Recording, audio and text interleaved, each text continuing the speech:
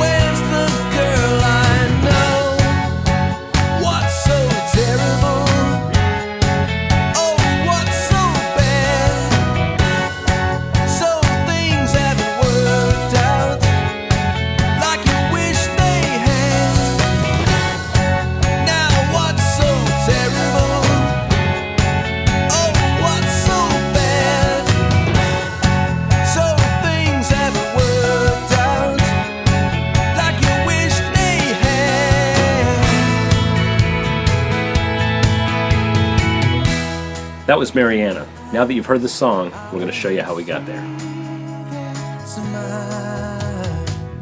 I'm putting a AKG D112 on the kick drum, which is probably the most standard studio kick drum mic. I don't have one set mic I always use on the kick. I pretty much switch between the D112, the M88, or the RE20.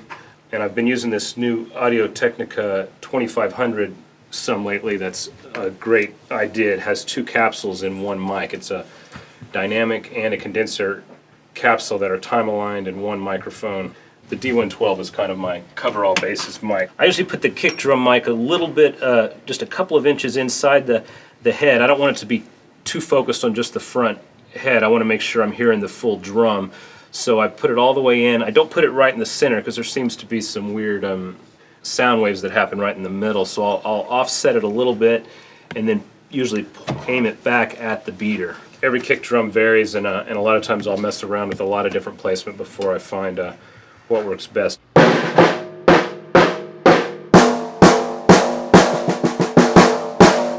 I always use SM57 on the snare drum. And the placement varies from time to time. Sometimes I go more over the top of the drum, and sometimes I go back a little more pointing at the rim, depending on the song and how much crack I want or how fat it needs to sound. The mic gets too boomy and splatty if you point down too much at the head, so I try to stay away from doing that. Usually coming in at the angle gives you more of the sound from the center of the drum, and also keeps the low end frequencies from being too dominant. The mic I use on the bottom varies. Sometimes I use a 57, or sometimes I use a small diaphragm condenser like a 451, and sometimes I use a 414, but in this case I'm just going to start with a 57, and I do point that one straight at the head. I'm usually off about 2 inches or 3 inches. The next thing is the hi-hat, and for that I use the KM86i Neumann microphone, and it is a multi-pattern microphone. It has the same diaphragm as the KM84, but with selectable pickup patterns, and I will always put it on a figure 8. That's a trick I learned several years back. When you're doing a cardioid pattern, it's fairly wide, and a lot of times you'll end up picking up, depending on where they have their toms set up or their cymbals, you'll pick up a lot of that. But if you go to a figure 8, it narrows from the side, and then it just picks up on the top and bottom. So as long as you make sure there's not a cymbal directly on top, you can go to the figure 8 pattern, and you can cancel out a lot of what's coming in from the sides. And I usually put it about 3 inches off the hi-hat and facing directly down at the hi-hat. The KM84 is also a great mic to use for this. 451 works really well. MyLab 96B works well, or even a 414 or or 4033. There's a lot of options for hi-hat. I'm going to use Sennheiser 421s on both of the toms. That's a pretty standard tom mic. One mistake people make a lot of times is getting the mic too close to the drum. You want to make sure that the sound has time to develop. So I usually go about that far off the head, and then 2 or 3 inches off. I guess it's probably about 2.5 inches off the head, and point the mic a little more towards the center of the drum, and that seems to give the best sound. Another thing is the high-pass filter on the microphone. It can get turned real easy because it's a knob here, and I always check to make sure it's turned all the way to the left, which means it's off, because you don't want all the low end getting cut out of your toms. And I've in the past, well, several times I've encountered an assistant or somebody putting the mic up, and I go out and check it, and it's clicked up 1 or 2 notches. And so I've gotten the habit of, when I check the microphones, I always make sure the high-pass filter is turned off. The floor toms seem to be the most picky of the toms, and sometimes there'll be the 421 won't work, and I'll try an RE20 or an M88 on the floor tom, but almost always the 421 works fine. The overhead mic is going to pick up primarily the cymbals, although it will pick up a fair amount of drums as well. The SF12 has a Royer emblem on the bottom of it, and you can see it there. I face that down and usually center it directly over the, not over the snare, but lined up with the snare drum, and as far as left to right goes. I raise it about 6 feet in the air, or if the cymbals were higher, I'd raise it a little bit more, but that usually ends up being a good amount. And this forward and backward position, pretty much try to kind of make it a center between all the cymbals, and it usually does a good job of capturing everything. Occasionally, if a person plays the ride cymbal fairly soft, I might put an additional mic on the ride cymbal, but usually the SF12 covers everything. For people who don't have a Royer, another common mic for the overhead is Audio-Technica 4033, Neumann U87, an AKG C12, but any condenser microphone works well.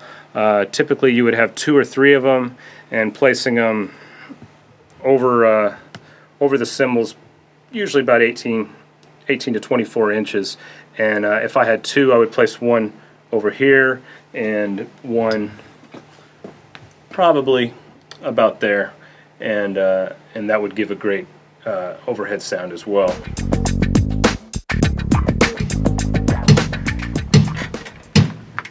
Man, kick drum sounds great. Okay. We're ready to cut the drums. I'm going to show you the settings we ended up with for each microphone, and talk to you a little bit about it. For the kick drum and the snare drum, we're using the Gordon mic pre, which is a remote pre. The preamp is actually sitting in the studio with the drummer, and I have a remote control unit that sits on the console, and I use those 2 knobs to adjust the gain. The kick drum, after the Gordon pre, goes through the left side of the GML EQ. I've got a shelf at about 40 hertz that I'm cutting minus 3 dB, and that's pretty much to keep any really low rumbly frequencies out of the track.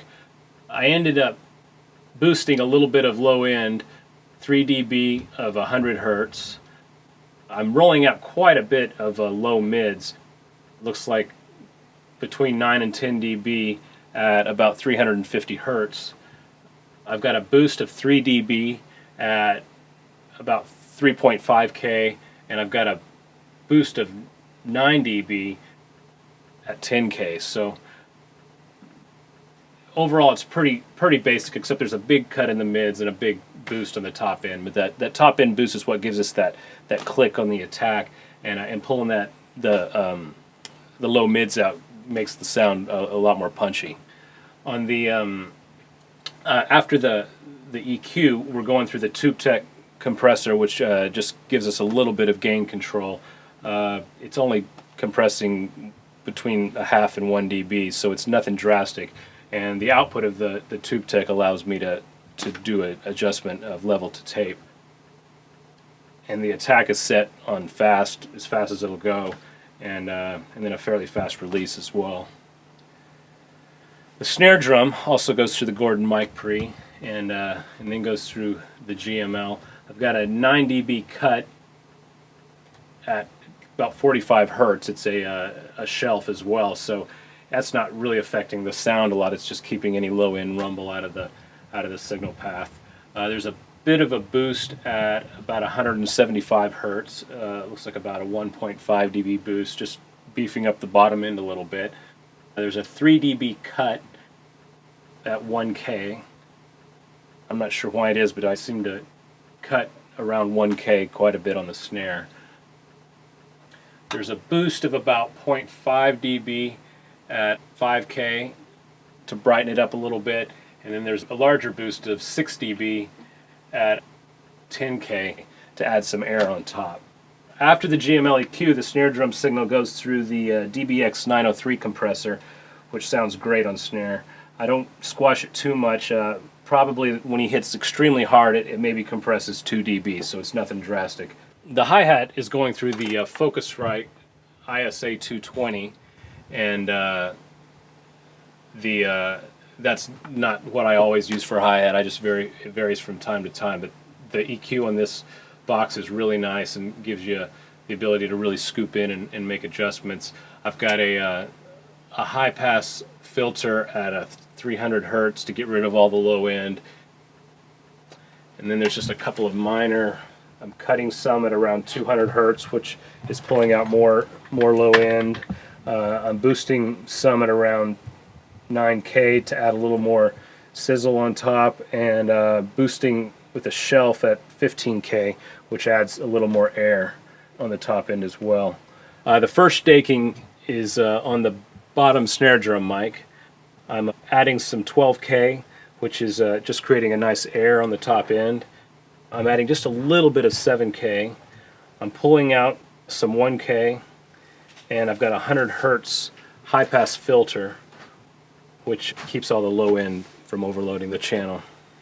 The first tom is going through this staking. There is a boost at 5K, which adds some top-end attack. I'm pulling out some 500 Hertz, and I've got a high-pass filter at 25 Hertz. The floor tom is going through this staking. I've got a boost at 15K, which is just adding a little bit of air on the top end. I've got a boost at 5K, adding some attack on the drum. I'm pulling out a fair amount at 500 Hertz, and I'm boosting a fair amount at 100 Hertz, and there is no high-pass or low-pass filter. The Royer SF12 microphone, which is being used for the drum overhead, goes through the Langevin dual vocal combo. Both sides are adjusted identically. I've got a slight cut at 80 Hertz, a boost at 12K, and then the same on the right side, a cut at 80 Hertz and a boost at 12K. And the compressor is active, and it's being very with very minimal compression, never more than 1 dB.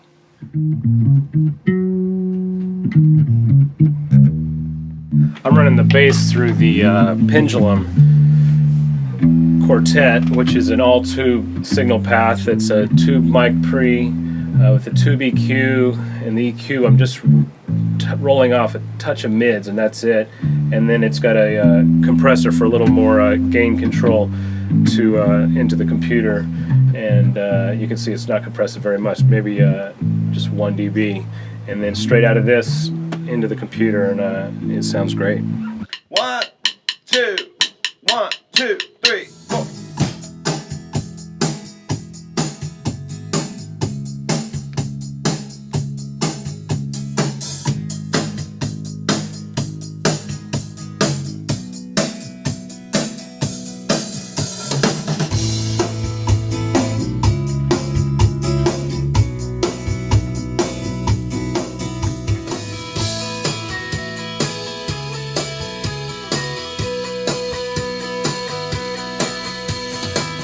I've got a Royer R122, which is my favorite mic for electric guitars, and we're going to start off by putting just this single mic on the Vox cabinet, which is loaded with two 12-inch speakers.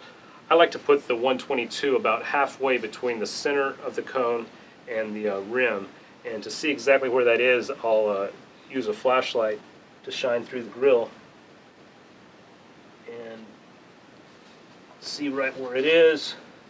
That'll help me accurately place the microphone. And I like to place it straight on about 3 inches away from the grill. There's a misconception that the more mics you put on a cabinet, the better it sounds. A lot of times when people don't have a guitar sound they're happy with, they think the answer is, let's put more mics on it. When more often than not, it's just a matter of using the right mic or putting it in the right position. And making sure the cabinet's in a good sounding room. You can't expect a bedroom to sound as good as a treated studio. But I found with the Royer 122 that about that much distance from the grill will still let you hear enough of the room to create a really great sounding guitar.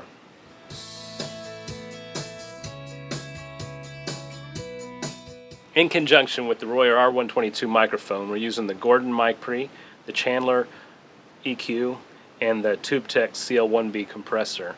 The Gordon mic pre is providing 10 dB of gain. Then we're going into the Chandler LTD1, which is, we're going into the line input, not the mic input. We've got a high-pass filter set at 80 Hertz, a 2 dB cut at 390 Hertz, and that's all the EQ. And then we're going into the TubeTech CL1B for compression. I've got a ratio of approximately 3:1 with a fairly quick attack time, a very fast release time, and then I've got about a 1 or 2 dB makeup gain set to compensate for the compression. And that's all I'm doing. We're straight out of that into the Pro Tools rig.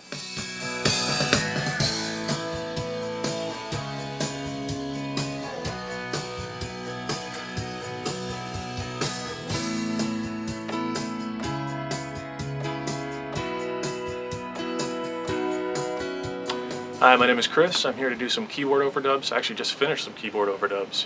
And I just want to tell you for a little bit about the gear that I'm using and how we've got it hooked up. In order to get keyboard sounds, I'm actually not getting sounds out of a keyboard itself. I'm getting the sounds out of the computer, and I'm only using the keyboard to trigger those sounds. In order to do that, I'm sending MIDI signal to the computer through a MIDI interface. In this case, we're just using a standard USB interface. To get the sound out, though, we need some kind of audio interface. We're using eMagic's EMI 2x6.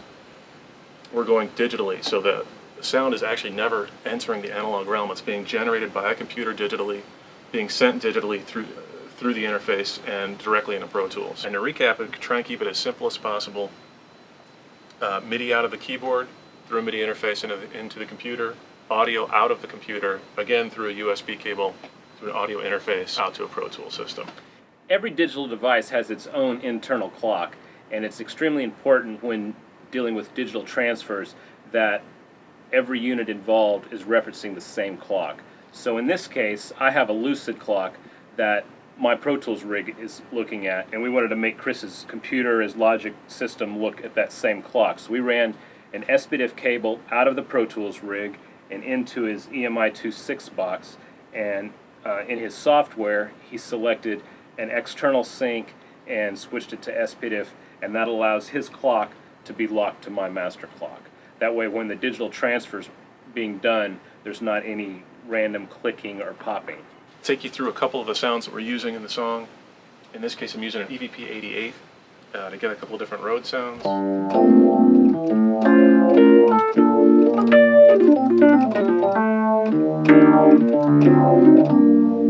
And you've got sound lists, you can walk through them, change it up to a Wurlitzer if you want.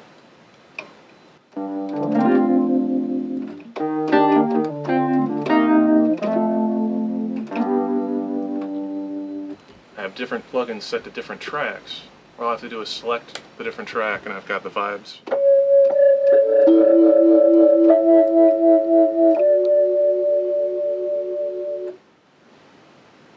Or select a different plugin that has the organ set up.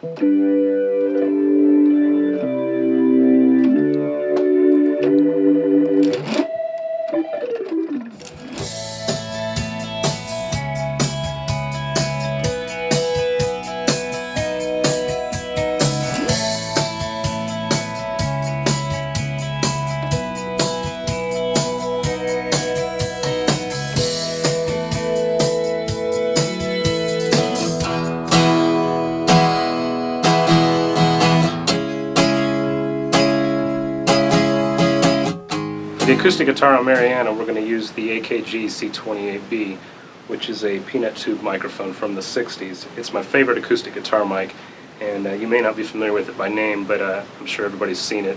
It's the microphone that was used on the Beatles' vocals on their famous San Francisco rooftop concert. And in that case, it was used with an extension capsule instead of the standard capsule. I like to place it between the 12th and the 15th fret.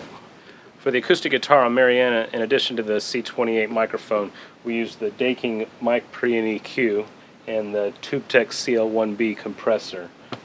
We have a slight boost at 12K, cut at 500 Hertz, and a slight boost at 100 Hertz, and a high-pass filter at 50 Hertz. The TubeTech is set to about a 2.5 or 3-to-1 ratio. It's a fairly quick attack time, a very quick release time, and a fair amount of makeup gain to compensate for the compression.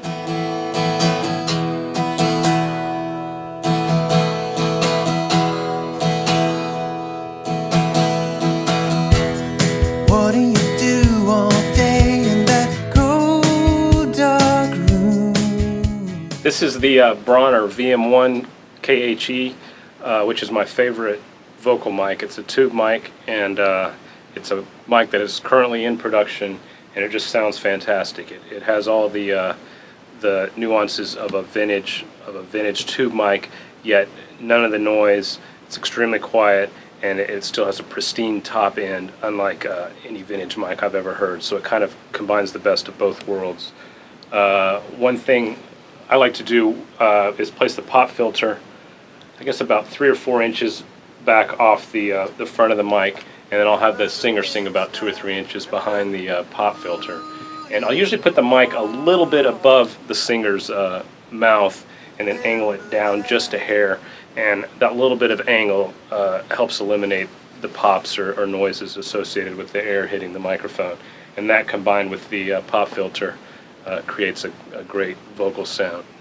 For Mariana, we ran the Bronner mic through the Gordon mic pre with between 10 and 20 dB of gain depending on the part, and out of the Gordon mic pre into the Focusrite ISA 220. With the Focusrite, I had a high pass filter set around 75 Hertz, and then I had a boost of a 2-3 dB at 15K, and I had a slight amount of compression at 4-to-1 ratio to smooth it out, and that's basically it, and that gave us our vocal sound.